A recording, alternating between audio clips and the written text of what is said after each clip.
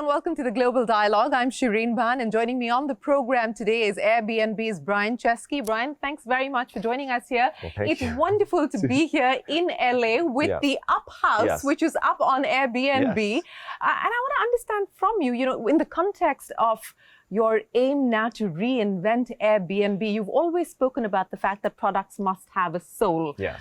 Is that the direction that the company is now headed in with the Icons launch? Yeah, 100%. I think with Icons, I think it's the beginning of us going beyond just being a place to stay. I also think, like I said on stage, this is not just a house, it's an experience. And I think ultimately at its best, Airbnbs are not just homes, they're experiences. And I think experiences is where we're going, more creativity is where we're going. And I think magic, trying to take this magic that only exists in our imagination. And there's a lot of brands that create magic, but to bring that into reality, that's where I think we can uniquely excel, is to take these things from your imagination. And I mean, Airbnb kind of means to be real, right? Yeah. To Airbnb something is to get it in the real world. And so we thought, what if we take the craziest things, the biggest brands, the biggest celebrities in the world, but they only exist in our minds or social media, and now you can step inside them, quite literally. Quite literally. But this idea of converging creativity with technology, which is really part of what you're attempting to do. And how much of this was sort of a personal journey for you, given the RISD background and what you've been able to do and recreate here? I mean, there's a lot of good business reasons to do something like this. It keeps you top of mind, that you can reach certain audiences, it can stretch the brand. But some of the best ideas don't start with a clear business rationale, including Airbnb.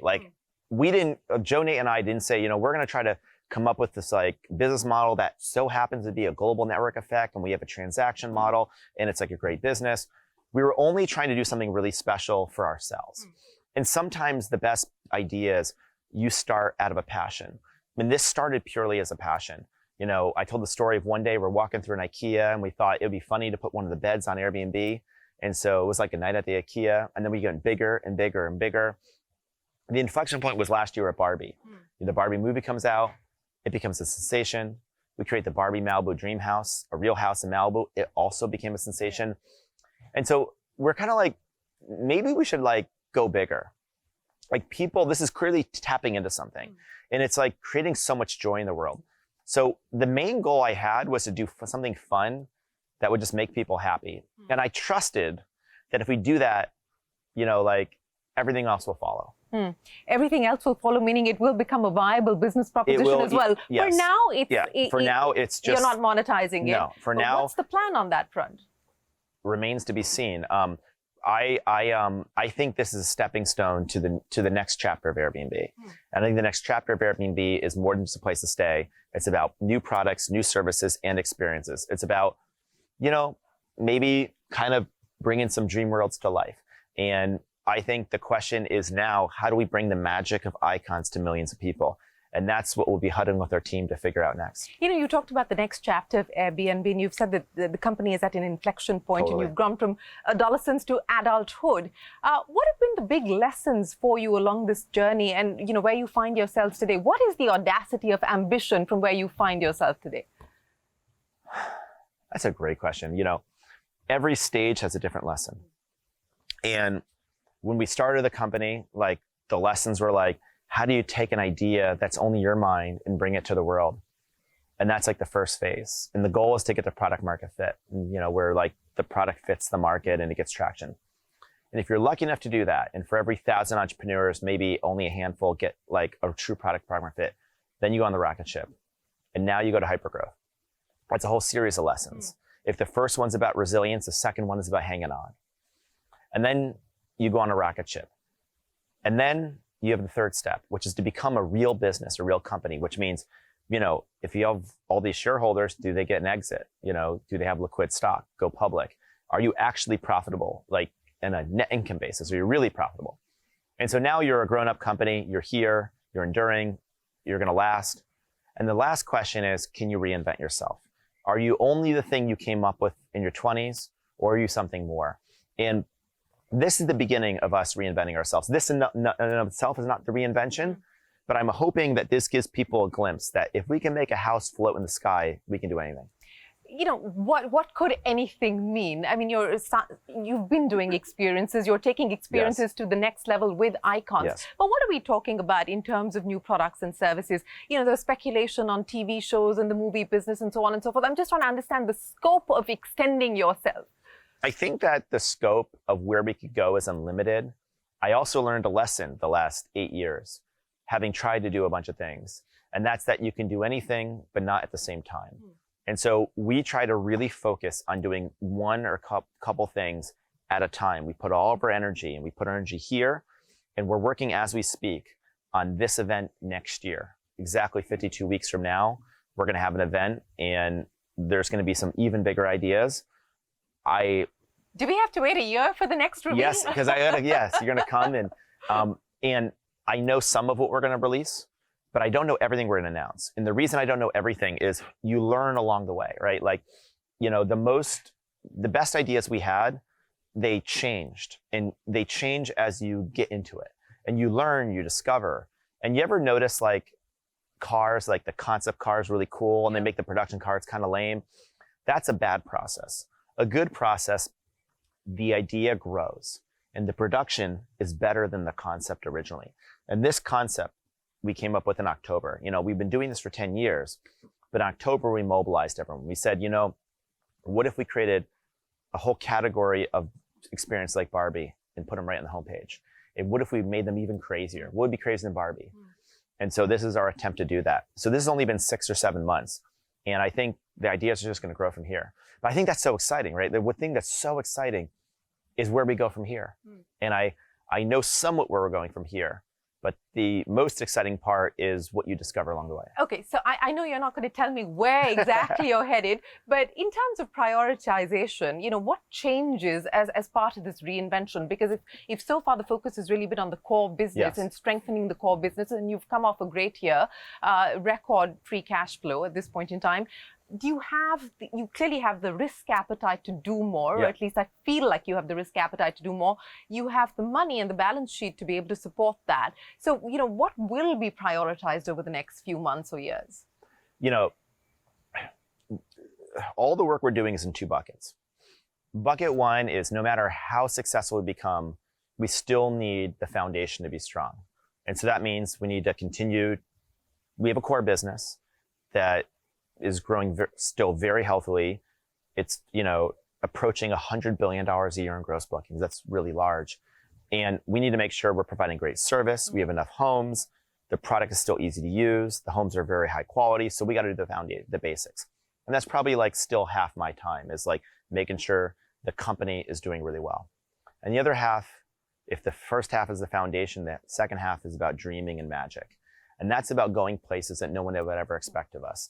And as we speak, we have 4, 5, 6 ideas that we're developing. They may not all ever come out. Sometimes you work an idea and it doesn't ever meet the quality threshold. You don't launch it.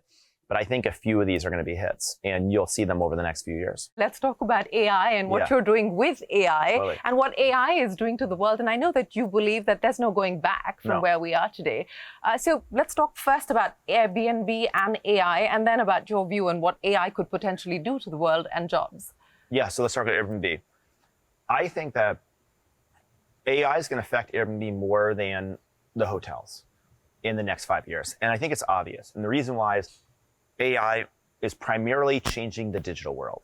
Now, there is AI in self-driving cars and autonomy and robotics, but most of the innovation and development is happening in the digital world. We're much more digital than a hotel. And so the Airbnb experience is going to change and evolve much faster than our competitors. I think it's really exciting. So now the follow-up question is, well, how might we change?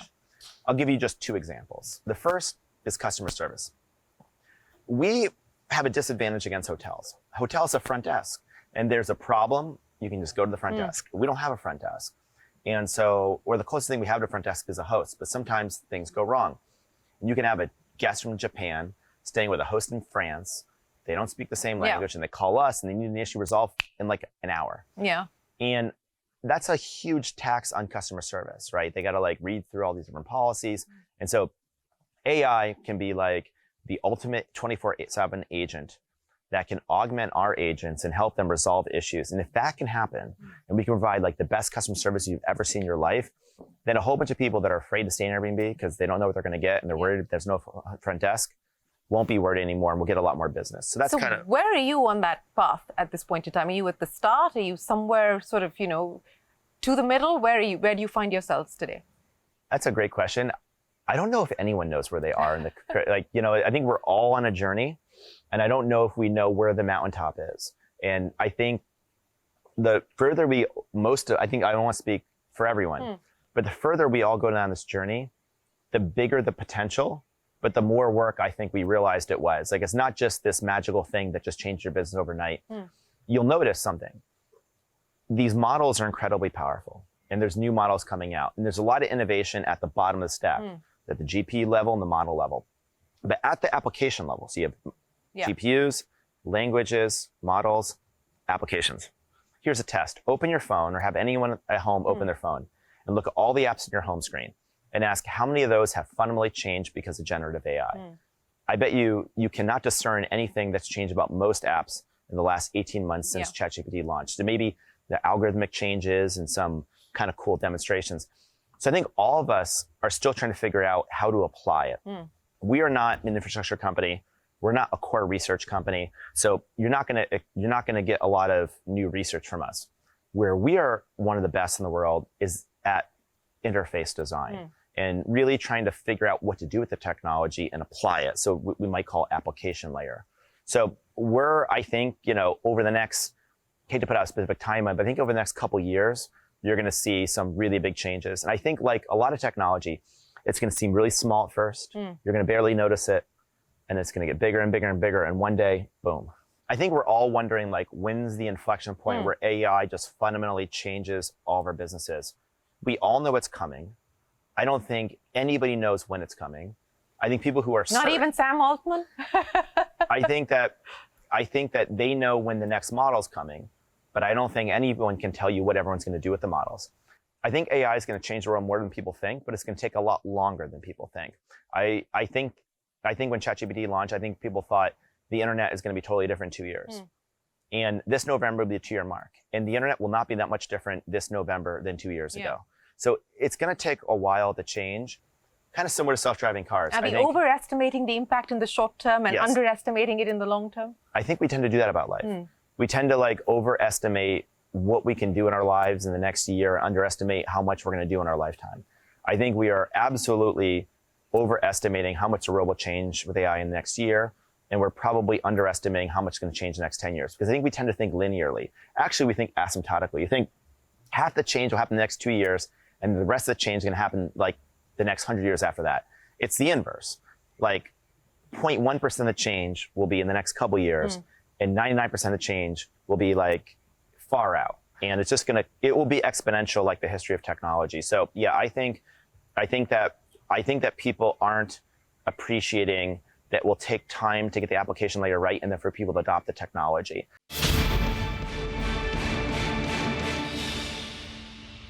I want to sort of shift focus to India now because Airbnb has been present in India for a while. You haven't been back to India since 2016. When are you coming next, and what's the plan for India? What's the aspiration and ambition for India? The plans and aspirations are huge. It's now the most populated country on the planet. And the thing about India is, number one, it's got a great culture of hospitality. Number two, it's got a very young population. Why is that important? Because we're generally more popular with younger generations. They're not predisposed to hotels. Three, I think, they're very digital and very much online.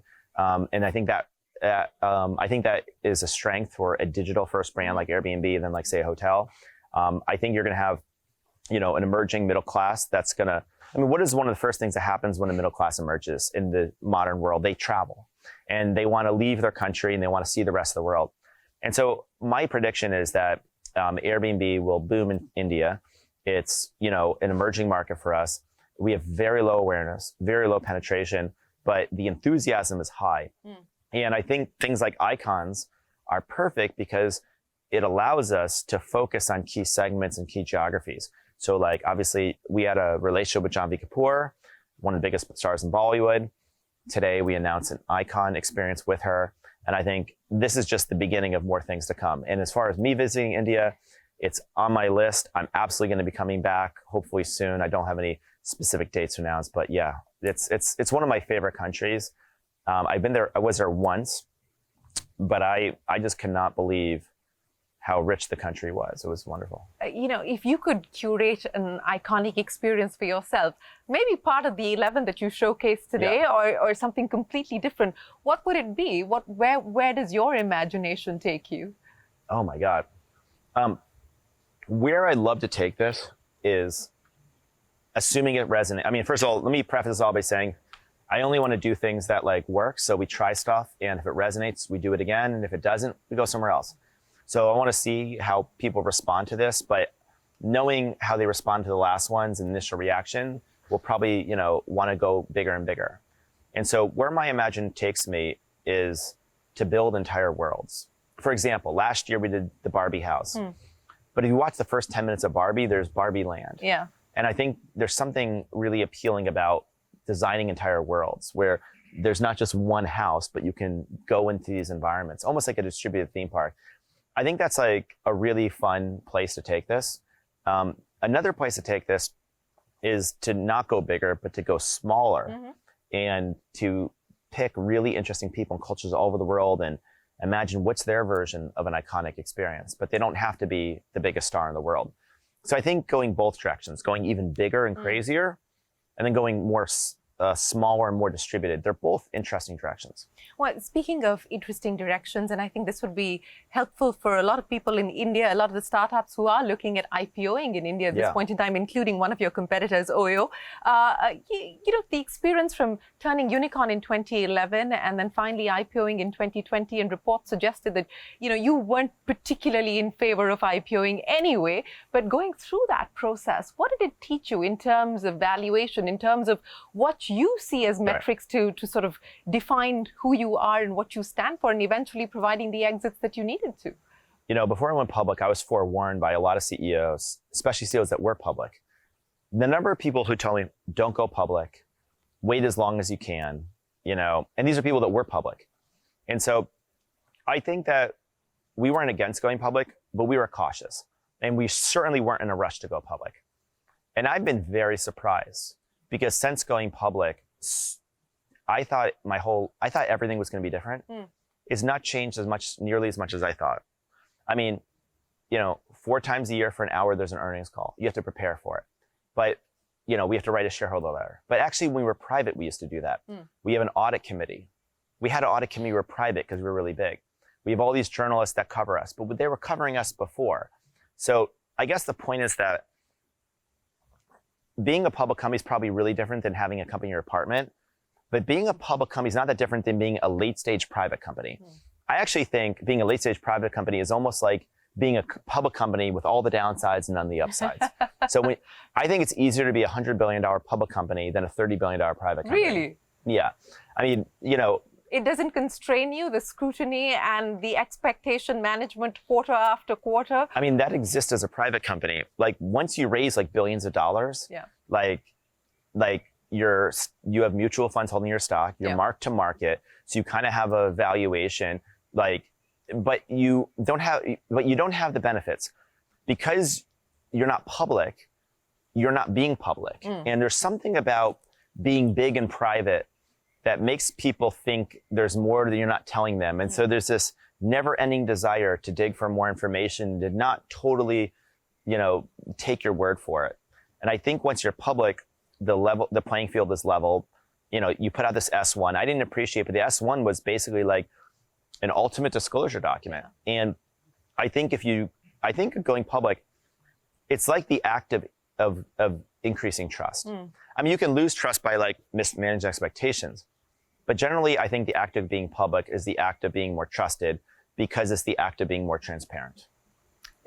I remember you said, I think it was around the time of the IPO, that post the IPO, you thought that it would be the happiest period of your life, but it was actually the opposite. It was the saddest period of your life.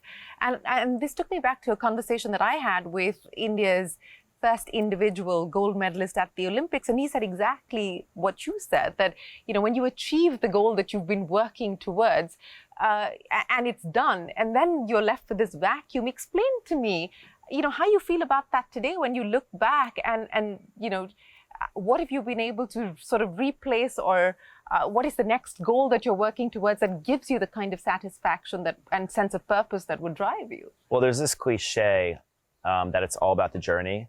And I'm not sure I truly appreciated it till I got to the top of a mountain and looked down and realized the thing I loved wasn't standing on top of the mountain, it was climbing the mountain. And I think that it didn't make it not worth it. It absolutely, the whole journey has been amazing.